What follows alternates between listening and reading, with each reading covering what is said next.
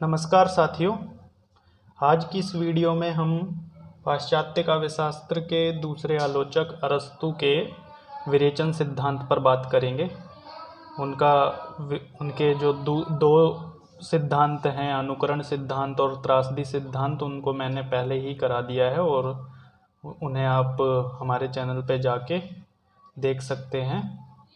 तो आज हम विरेचन सिद्धांत के बारे में बात करेंगे।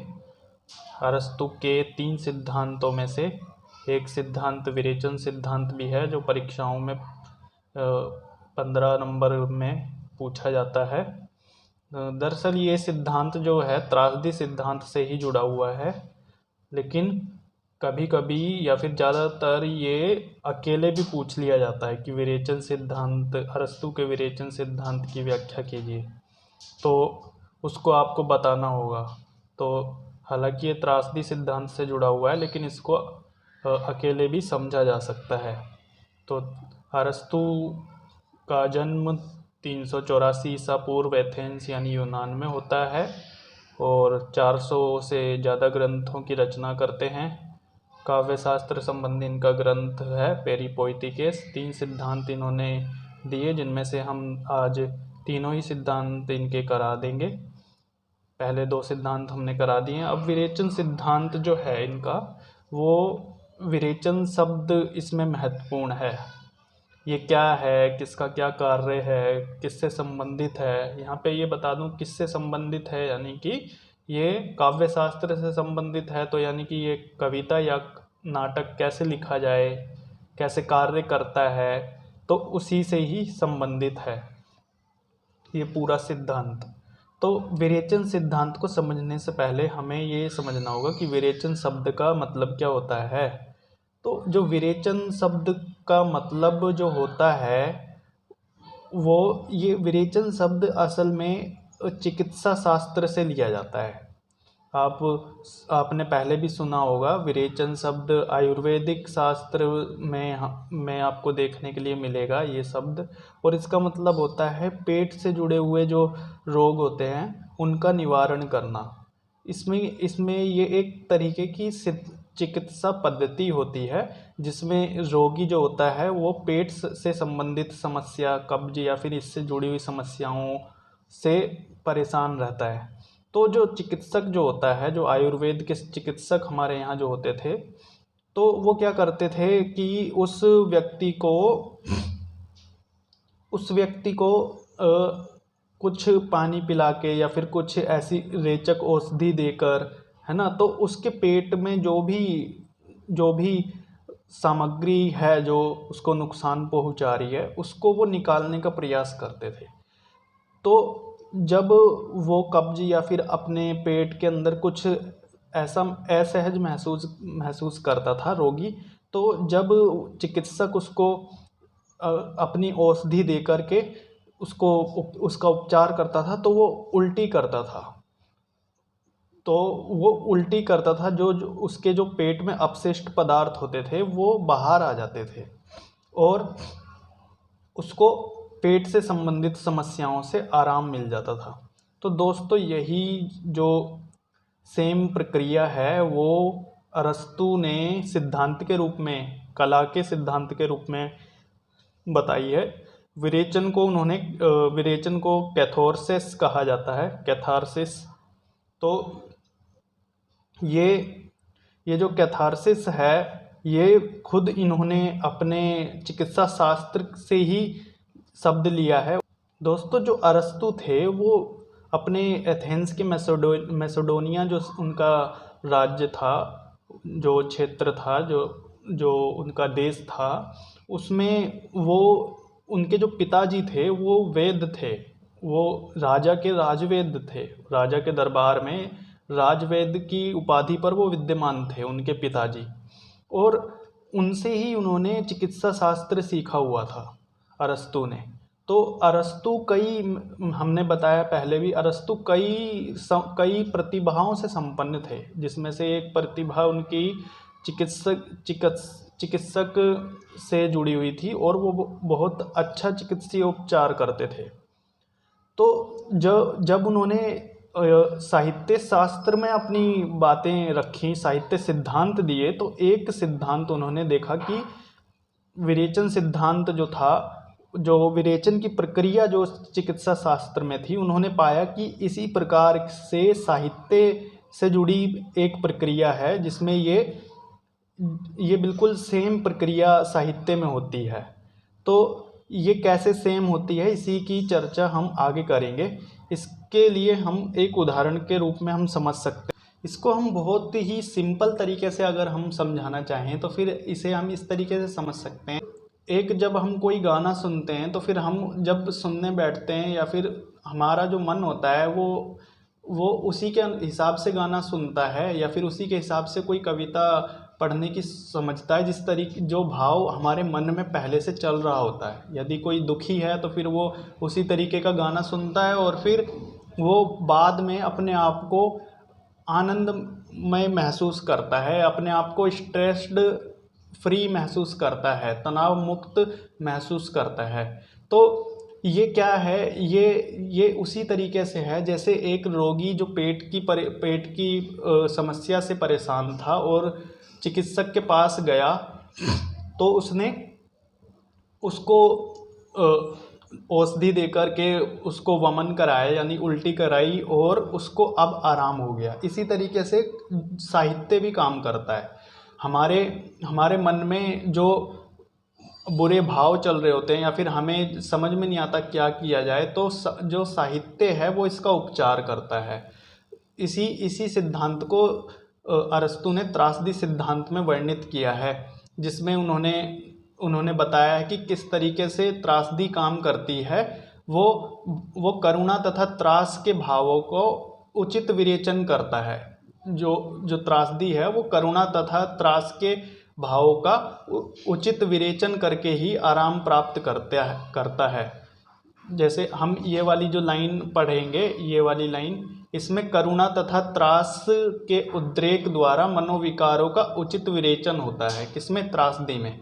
करुणा तथा त्रास यानी कि सुख और दुख के उद्रेक के द्वारा किसी गाने में या फिर किसी कविता में सुख या दुख के भावों को उसमें डाल करके फिर उसका जो मनोविकार होते हैं, जो पाठक या श्रोता के मन में जो मनोविकार उठते हैं इन सुख और दुख की घटनाओं को देखकर, तो उन मनोविकारों में अंत में उसको आराम मिलता है, उसको आनंद की अनुभूति होती है।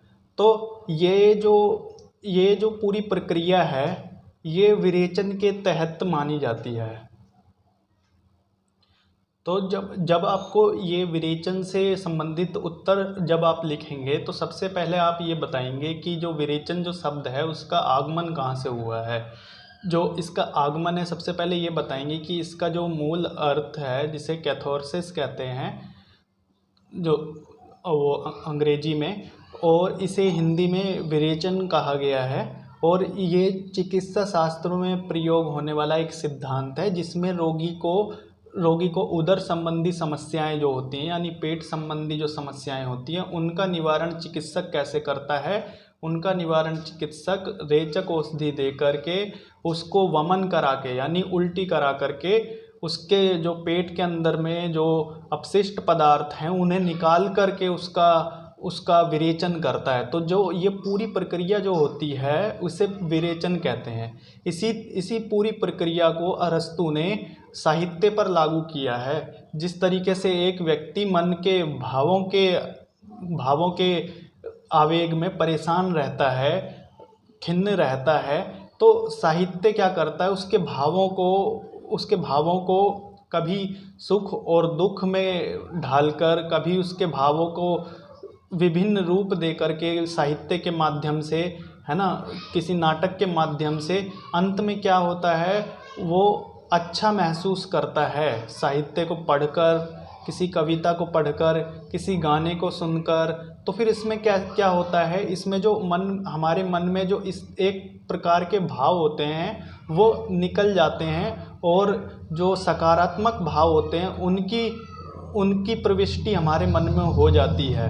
यानी कि नकारात्मक भाव हमारे मन से निकल जाते हैं। जिस प्रकार एक चिकित्सक नकारात्मक अपशिष्ट पदार्थों को हमारे पेट से निकाल के बाहर फेंकता है, उसी प्रकार जो साहित्य होता है, उसी प्रकार जो त्रासदी सिद्धांत है, वो मन के भावों को बाहर निकालकर फेंकता है, बाहर फेंकता है और मन को शांत कर देता है। तो ये जो पूरी प्रक्रिया है वो विरेचन के संबंध में कही जाती है। अगर हम इसे चिकित्सा के संबंध में कहें तो फिर ये पेट के संबंध में होगी, और अगर हम इसे साहित्य सिद्धांत के संबंध में समझें, अरस्तु के सिद्धांत के संबंध में समझें, तो फिर ये प्रक्रिया मन के रूप में समझी जाएगी। इसमें जो इसका जो संबंध है पेट से नहीं समझा जाएगा, मन से समझा जाएगा। यानी कि हमारे जो मन में विचार हैं उनका शोधन किया जाता है इसके अंतर्गत, उसको शुद्ध किया जाता है, मन को शांत किया जाता है। तो हम आगे देखते हैं। अरस्तु त्रासदी को सबसे प्रसिद्ध विधा मानते थे। अरस्तु त्रासदी को सबसे प्रसिद्ध विधा मानते हैं। इसकी श्रेष्ठता के कारणों में से एक प्रमुख कारण यह है कि यह दर्शकों के मन में करुणा तथा त्रास की भावनाओं को उकसाकर उनका विरेचन कर देती है। जो त्रासदी क्या करती है, ये दर्शकों के मन में करुणा तथा त्रास की भावनाओं को उकसाकर उनका, यानी किनका, उन भावों का क्या कर देती है, विरेचन कर देती है। तो ये क्या कहने का तात्पर्य है अरस्तु का, कि जो त्रासदी है उसमें विरेचन एक महत्वपूर्ण प्रक्रिया है। त्रासदी जो है वो विरेचन जो है वो त्रासदी का ही एक हिस्सा है, यानी कि उन्हें शांत कर देती है, उन्हें नकारात्मक भावों से हटा करके सकारात्मक भावों में परिवर्तित कर देती है। इससे दर्शक के उद्वेग शांत हो जाते हैं और उसके मनोभावों में संतुलन आ जाता है। यह स्थिति आनंददायी होती है। इसलिए यह माना गया है कि त्रासदी त्रास से पूर्ण होने के बावजूद भी, त्रास यानी दुख पीड़ा से उत्पन्न होने के बावजूद भी अंतिम परिणति के रूप में आनंद ही प्रदान करती है। जो त्रासदी का अंतिम लक्ष्य जो होता है वो आनंद प्राप्ति होता है। भले ही वो उसका नाम त्रासदी हो, लेकिन उसका जो अंतिम रूप है वो आनंद प्रदान करना ही होता है। इसलिए ये महत्वपूर्ण सिद्धांत है त्रासदी से जुड़ा हुआ विरेचन सिद्धांत। तो यहाँ पर एक और बात कही गई है, जिस प्रकार रेचक औषधि के प्रभाव शरीर के अस्वास्थ्यकर तत्व दूर हो जाते हैं और व्यक्ति राहत महसूस करता है, उसी प्रकार कोई व्यक्ति कोई कविता, कहानी या नाटक देखकर या किसी गीत को सुनकर राहत महसूस करता है। इससे उसके मनोविकार शांत अवस्था में आ जाते हैं। ठीक है, तो जो मन में जो विचार उठ रहे थे, जो मन अशांत था बहुत, तो एक साहित्य ने उसको क्या किया, उसका विरेचन किया। ठीक उसी तरह जिस तरीके से चिकित्सक एक रोगी का विरेचन करता है। तो ये पूरा था विरेचन सिद्धांत।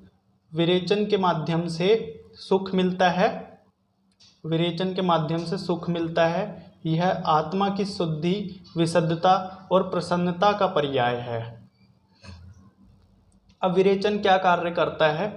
विरेचन कार्य करता है, इससे दर्शकों के भावाद्वेग शांत हो जाते हैं। भावाद्वेग से तात्पर्य है जो भाव मन में उठ रहे हैं, तरह तरह के भाव जो उठ रहे हैं, नकारात्मक, सकारात्मक या ज़्यादा नकारात्मक, तो वो भाव शांत हो जाते हैं। भावों में संतुलन आ जाता है। भावों में संतुलन आ जाता है। ऐसा नहीं है कि नकारात्मक भाव ही हावी हैं उसके मन पर, तो बहुत व्यक्ति गलत ही काम करेगा अगर नकारात्मक भाव ही आते जाएंगे। इसलिए जो साहित्य क्या करता है, त्रासदी का सिद्धांत क्या करता है, उसके मनोभावों में संतुलन लाता है। किसके माध्यम से? विरेचन के माध्यम से। तो विरेचन और तीसरा कार्य क्या करता है, विरेचन के बाद दर्शक आनंद स्थिति महसूस करता है। अब वो स्ट्रेस फ्री हो जाता है, तनाव मुक्त हो जाता है। अपने किसी नाटक को देखकर, किसी गाने को सुनकर। तो यही विरेचन की प्रक्रिया है जो अरस्तु ने समझाई है, जो कि त्रासदी के सिद्धांत में महत्वपूर्ण है। तो दोस्तों बस इतना ही था, विरेचन सिद्धांत हल हो